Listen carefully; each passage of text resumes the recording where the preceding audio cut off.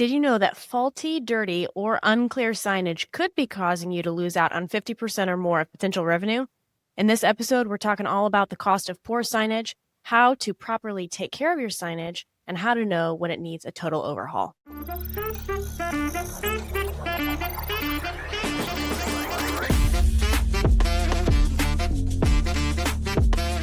Welcome back to the Innovation Room podcast. I'm Rhianon Huff here with my co-host Tori Homann. And in our last episode, we talked about what makes a storefront iconic. Today, we're going to dive into how to keep those signs looking best throughout smart maintenance and signage strategies. That's right. We talked about a couple of examples in our last episode of some of those most iconic American storefronts.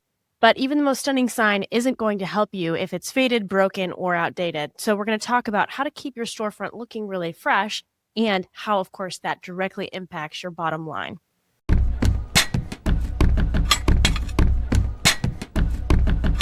A broken or outdated sign definitely can hurt your business more than you might think. So there's a tangible cost for failing to upkeep signage, and we'll get into an example of the potential cost in a moment. But first, let's talk data. Yeah, so there's been a decent amount of research on this, right? The Sign Research Foundation is a leader in, obviously, signage research. And so they did a study a number of years ago on consumer perceptions of retail signage. And they found that nearly 55% of all consumers, and this is across every major retail sector, they admitted to driving past businesses or dismissing a business altogether if the signage's message was unclear, right? Unclear could mean a number of things, right? Maybe it's poorly designed or poorly maintained. It's dirty, whatever it is, you can't really read or understand it. And all of those factors can contribute to confusion for consumers. And further research from the Sign Foundation found that 40% of all North American consumers make assumptions about the quality of a business based on the quality and upkeep of the signage. Again, that's a big number. You don't want your store being iconic for the wrong reasons. We've talked about sometimes signs that have the wrong messaging.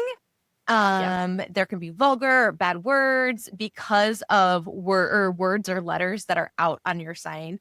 I saw one a while ago that it's for a buffet and some of their letters were out and it literally said nasty buffet. So you definitely don't want that version of the icon where everybody recognizes that because, oh my gosh, everybody go see this sign that's out. No, you definitely don't want that. For sure not. For sure not. And that faulty signage, right, really, it means that you lose out on that positive brand recognition. And Rhea was saying it builds a bad reputation. So that ultimately means that if you want to address and fix that, you're going to have to spend even more money building it back, right? Building that positive reputation. It's like trying to fix a bad habit. It's way harder to fix a bad habit and build a new one than it is to just build a good habit from the beginning. So you can just simply begin by building a quality brand from the very start, and you can use your signage to help you do that in really positive ways. So I want to dig into kind of a potential cost example, right? If we consider those earlier statistics, what is it really going to cost your business to miss out on potential customers? So let's just keep our numbers really round and nice and easy here. Let's say that your location makes $100,000 a month on average. And if we're generous with our earlier statistic, or maybe conservative is the better word, if we're conservative with that earlier statistic, let's say that 40% of potential customers disregard your storefront because of faulty signage instead of the 55%, which is what the research actually demonstrated. So this means that you're missing out on the potential for about $40K in revenue per month. This is a lot of money. This means that you lose out on $480,000 a year. That's almost $500,000. But if you invested a small amount into maintenance, let's say $2,000 or $3,000 into your sign, the added business that you gain from that improved signage is going to pay for itself literally in no time. Let's say you do attract 40% more customers into your location. That's, like we've said, almost $500,000 more in sales that you're going to make year over year. Right. That's crazy. And it's so sad to how much signage is taken for granted in regards to that. There's always something to maintain. There's always something to fix, whether it be retail, restaurant, whatever the industry is. but signage is usually put on the back burner. And when you do break down these numbers, Tori, it's just amazing how you're right. For the majority of locations, it is a small investment for a huge ROI. Yes, it totally is. And it's funny, I was thinking about this podcast topic as I was driving the other day, and I was driving past a restaurant chain that I shall not name, but I'm gonna tell you a little bit about it, and so maybe you can guess what the brand is. But they are notorious for having really faulty signage. In fact, I don't know that I've ever seen a sign from this brand where they had all of their lights functioning, they had all of their channel letters on and clean and looking really nice. So at this point, and this is a pretty common, like, quick or fast casual, I guess would be the name of it, maybe sit down restaurant. It's in my brain, this brand, because of their terrible signage, is pretty much synonymous with this seedy, like, subpar quality brand. I wouldn't choose to eat there myself, not necessarily even because of the signage. I don't really like the food, but the bad signage contributes to that really negative perception of the brand. And so if that brand decided to invest a little bit in their signage, I'm not saying it's going to make their food any better, but it's going to improve their brand recognition or people's perception of their quality, whether or not the fried chicken or whatever it is actually any better than it was before.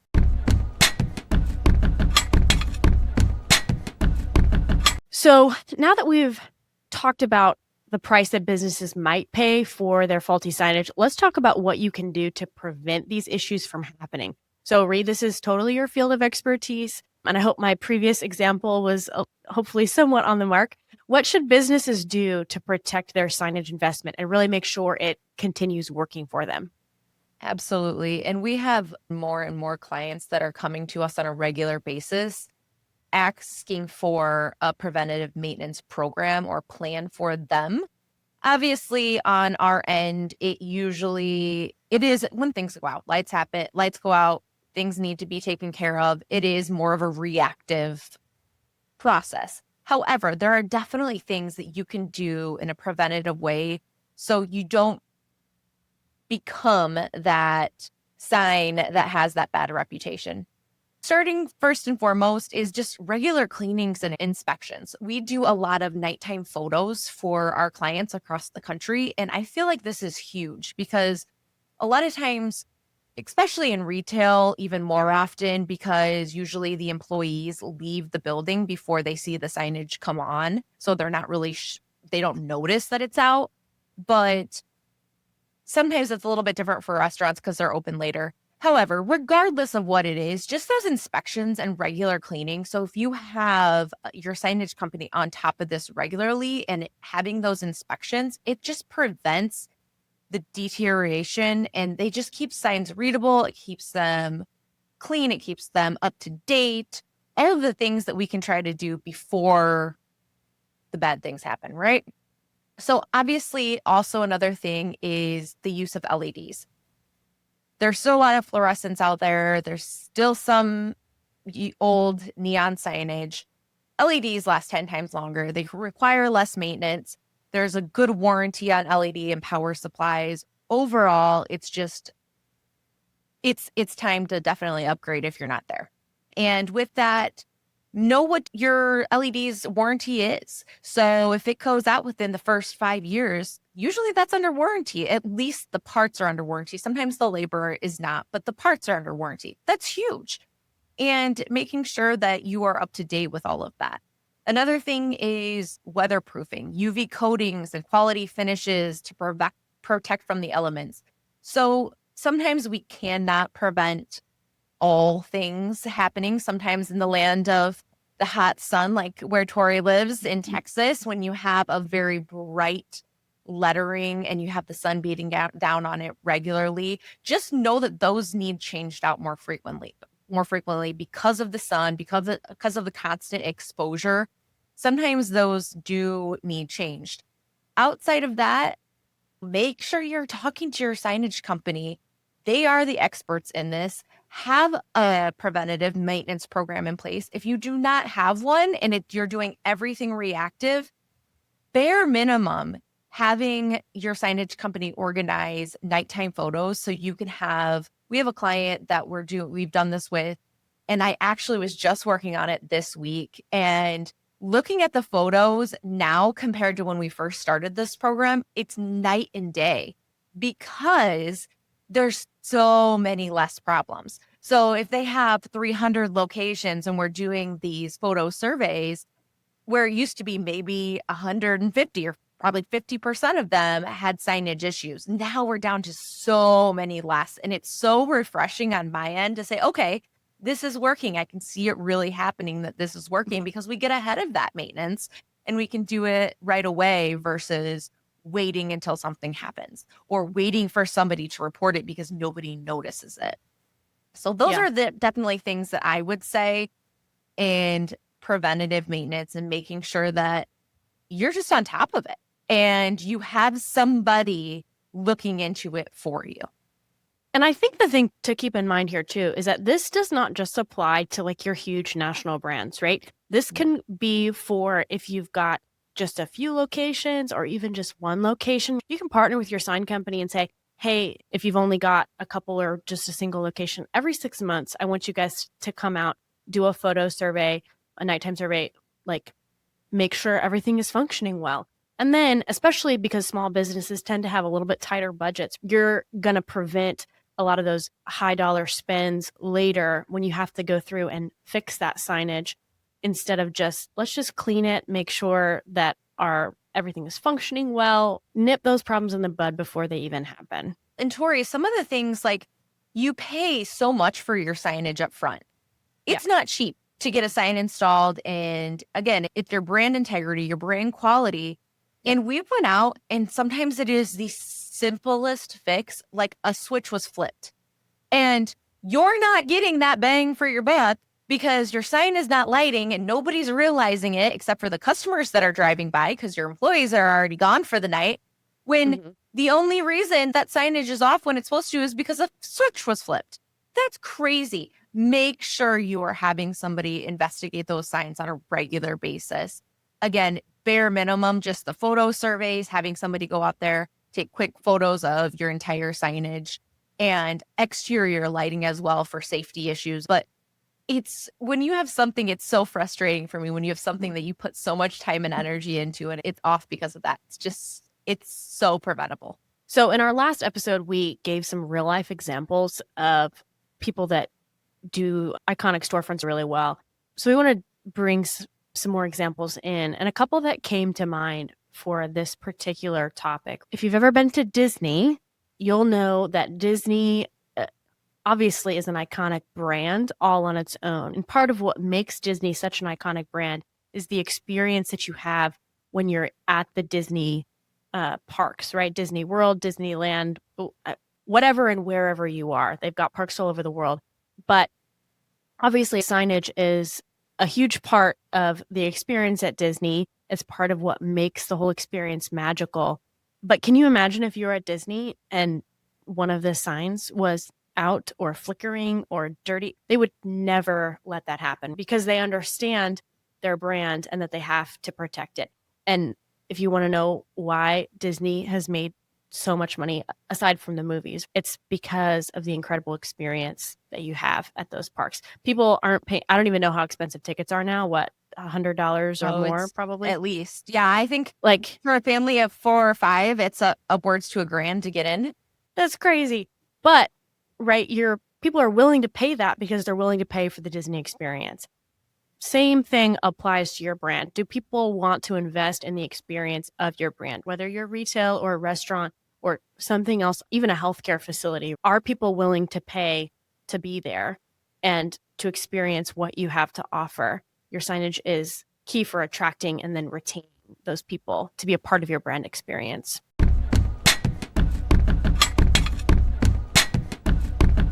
Okay, so Tori, sometimes you need to go a little bit beyond just the preventative maintenance. Even the best signage needs a refresh. And visually, strategically, let's dive into things when we actually need to install new signage and not just the preventative maintenance. So in our last episode, we mentioned that about 60% of businesses in one survey reported a positive boost in sales from updating signage. I believe it was a boost of about 10% or more. And so this could mean what we talked about in our earlier segment. Maybe you're just updating or keeping clean your signage, making sure that everything's functioning properly.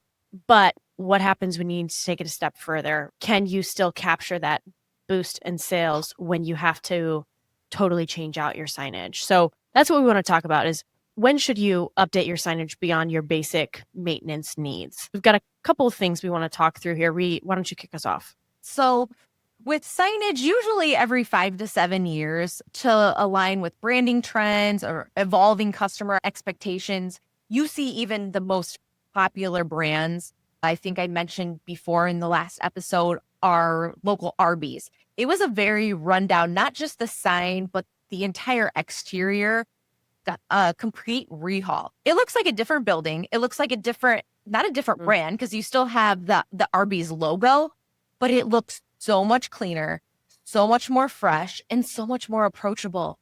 I guess that's not normally a fast food place that I would normally stop, but I'm telling you, it works because there's been a couple times I've drove by and I was like, that looks really nice. And again, it's that subconscious, whatever it does to your brain that says, okay, you connect the dots of signage, quality. This looks really nice. This building looks nice. So I think there's an ever evolving need to do that. And there's also, I have tons of brands that rebrand, they update their logo, the remodel, or they're just relocating. That happens frequently. A lot of times, even if you're relocating fairly close, 9 times out of 10, you're going to get a new sign. But those are things that we need to definitely keep in mind when we're doing this. We have clients, and again, this is something that you really need to work with your signage company with and let them know, hey, we have this many locations. And what we do for some of our clients is we go through and we do those surveys, and it's more of an in-depth survey. And we actually have recommendations on which their locations. Okay, we recommend these for a refresh. Out of your 600 locations, we recommend these 50. So let's put that in the budget for next year. So having a sign company along with you that knows exactly what those needs are, they know that you want to keep that signage fresh, updated, and with those requirements or expectations, they can go ahead and recommend those specific signs for you. Again, take that off your shoulders. Let the experts do the work. Let them go through the deep details of everything. A couple other things to keep in mind, and something that, I don't know if this is just me, but I wanted to throw it out there. When you're going through the process of either you're relocating or you're just updating your signage completely, you're of course going to have to decommission the current sign. So you're going to have to get your signage vendor out there. They're going to have to take the sign down. Sign companies often have some sort of recycling program, so you can inquire about that with your sign vendor to see what they can do. Also, just for purposes of sustainability and just doing things that are at least a little bit better for the environment.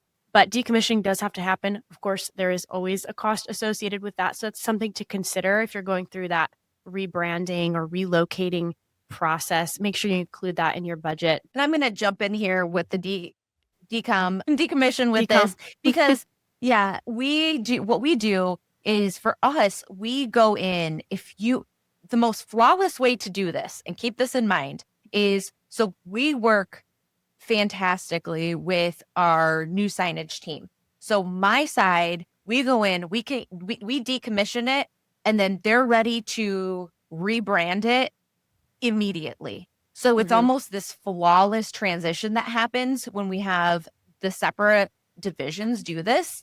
So that's something to think about and see how, especially if you have a large rebrand, how are they doing this? Who is doing this? Who's handling what? What does the transition look like? And it's so seamless. We've figured out this process and it's so seamless because my team's really great at decommissioning and getting those signs down quickly. We know how to handle them. If usually there's keep this in mind, certain fees for like fluorescent lighting and things along those lines for the getting rid of that. There's potential different fees for neon and things like all along those lines as well. But also make sure that they know exactly what needs to be done with your wall and what that landlord requirement is. If there's a sign going up that is the exact same size and it really shouldn't have to do, you shouldn't have to do too much as long as that logo, there's not shadowing from the sign coming down. But if there is a change, make sure that happens beforehand, because we've went up and we put new signs up and whoever took the sign down did not handle that wall correctly. And you can see either the shading from the sign before, or the painting wasn't done, or there's holes in the walls. All of this just makes everything look so unfinished, unclean. So that's definitely something to keep in mind when you're rebranding, you're moving, landlord requirements, all of those. So go ahead, Tori, you can continue. No, those are great points. Very helpful information there. The other thing that might be helpful to keep in mind for folks is, can you create standardized sign types to help reduce some of your costs? We've done this for clients in the past where we were doing a ton of locations, and we are a custom sign company. So we want to help create those really specialized solutions for all of your sites.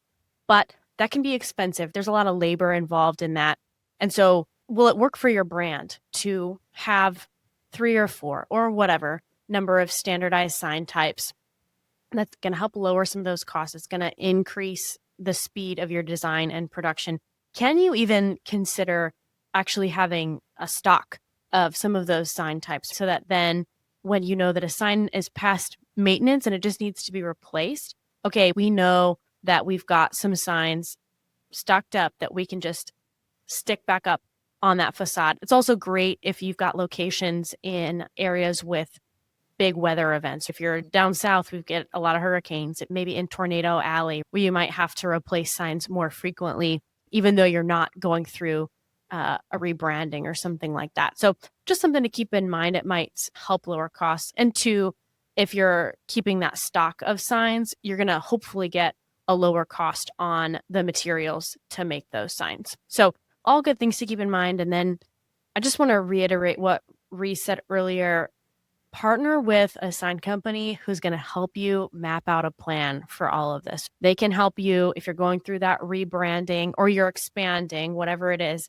They're going to help you think through, what does my current signage look like? Which locations have the highest volume of customers and we might want to refresh more quickly? Which ones, if they're in the South, can we rebrand when it's like winter and fall there, when it's cooler, and then save the rebranding of the states in the upper half of the country for when it's warm during the summer? They can help you think through all of those factors and come up with a really cohesive plan for how you're going to execute it really efficiently.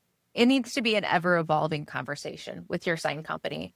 And it also is based on quarters, budget, what you need, how many locations you're growing in that year. So if you're a really large brand and you have a lot of expansion, that's something to consider also, the new signage versus the refresh and what's everything looking like. But also, like Tori said, keeping those signage specs, if you have those standard signs and basically backgrounds and colors as well. So we have some that we've talked about before that require only white signage, for example, only white channel letter sets. Okay, if we have that random one, normally our brand is black, but we have to have that because of this specific location, have that already in your spec book. Have your sign company create a spec book for you for all your standard signage. And that way it's much easier, not just in cost, but also the efficiency and how things can get on the wall as quick as possible when you need it to be done, especially for those disaster type areas, like Tori said. And again, want to talk about a real life example with this. So I'm not sure how many people are aware of this. I wasn't aware of this until I was researching for this episode. But Walmart actually went through a rebrand this year. It started in the fall of last year. Rhi, did you know this, that they rebranded? Their store's interior looks different, but I did not know. Yeah. So it's a rebrand, except it's not a rebrand because they've refreshed their look across pretty much every touch point of their brand, whether you're shopping online, whether you're in their app, whether you're shopping in store. You're going to see some updates in the design of all those things. But they've kept their, I think they call it the Spark, the little yellow Spark logo guy. So they've kept that the same, but you'll notice on a lot of their stores that has been updated. The shape, I think, is maybe ever so slightly different. And it's a dimensional sign, so the shape of it is slightly different as well. But they did an amazing job, I think, of integrating Walmart's history as a retailer to their brand identity with the kind of modern brand that they want to present to the world. They want to be this tech-forward digital retailer, so they've launched this app where you can now shop online. And so it's been this really subtle shift.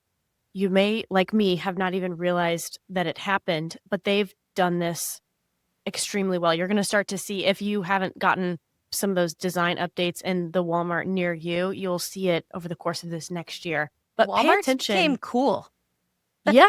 I mean, also, they have like cute clothes there and stuff. They're trying to compete with the Targets and the Amazons of the world for sure.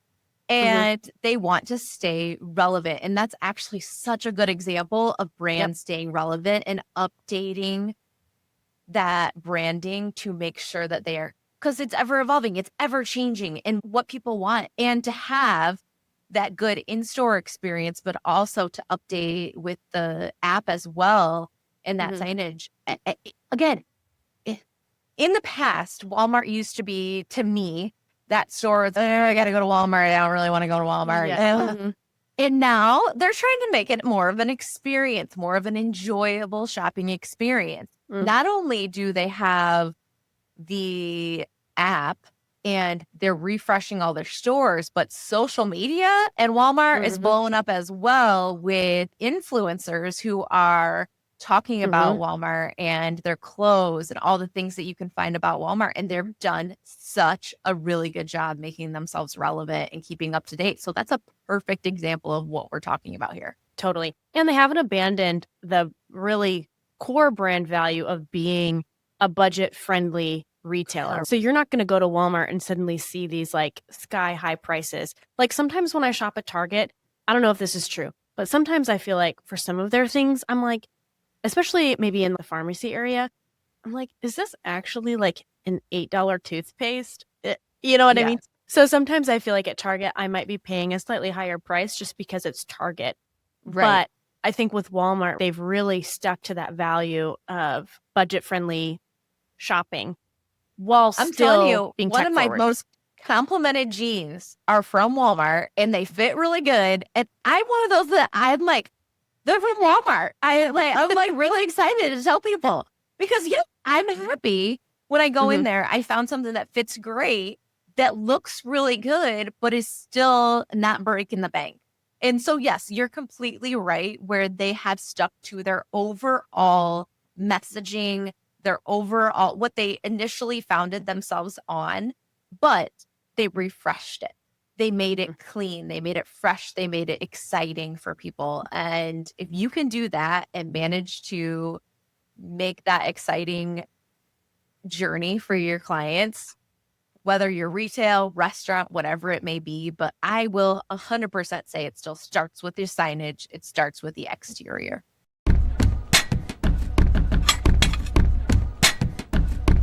So keeping your signage well-maintained and up-to-date ensures your storefront stays relevant and inviting. Your sign isn't just that decoration. It's definitely a strategic brand asset, and that influences how customers perceive you. 100% true. Y'all, I hope you got something valuable out of this episode. Thanks for listening. And as always, be sure to follow us for more insights. Also, let us know what your favorite storefronts are or just what those fabulous in-person brand experiences are. Let us know in the comments. We want to hear from you. And until next time, keep innovating.